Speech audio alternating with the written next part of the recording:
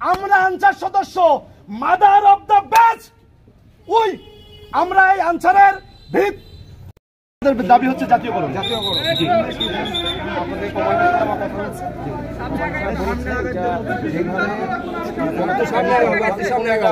যত দ্রুত ত্বরান্বিত করা যায় সেভাবে করা হবে। আপনারা আন্দোলন করতেছেন, রাইট আছে আপনাদের, কিন্তু আপনারা হচ্ছে কেউ অরাজকতা করবেন না, কোনো সহিংসতা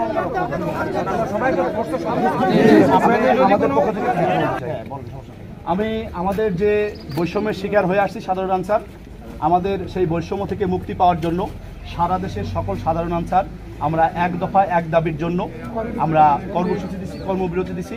আমরা আমাদের জেলা অফিসে আসছি, এটা আমাদের অফিস, এটা আমাদের ঘামে ভেজা অফিস, এটা আমাদের রক্তে ভেজা অফিস।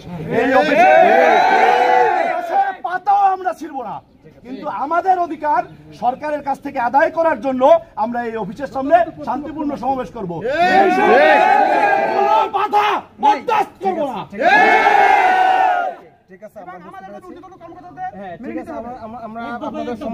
আমাদের জেলা অফিস থেকে আমরা আনসার সদস্য, মাদার অফ দ্য বেস্ট।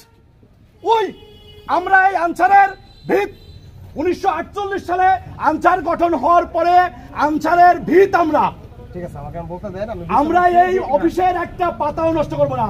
আমাদের সম্মানিত স্যারদের শ্রদ্ধার সাথে কথা বলবো।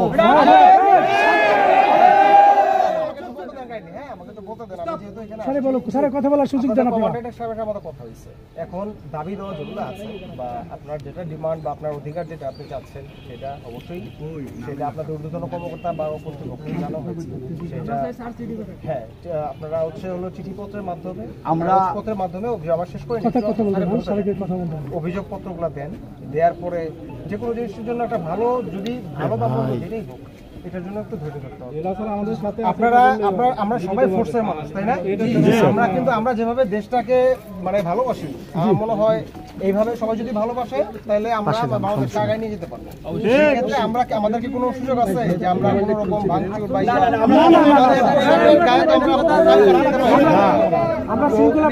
যেহেতু আমরা শৃঙ্খলা, আপনারা শৃঙ্খলা বাহিনী, আমরা শৃঙ্খলা বাহিনী আন্দোলন এখানে করতেছেন শান্তিপূর্ণভাবে।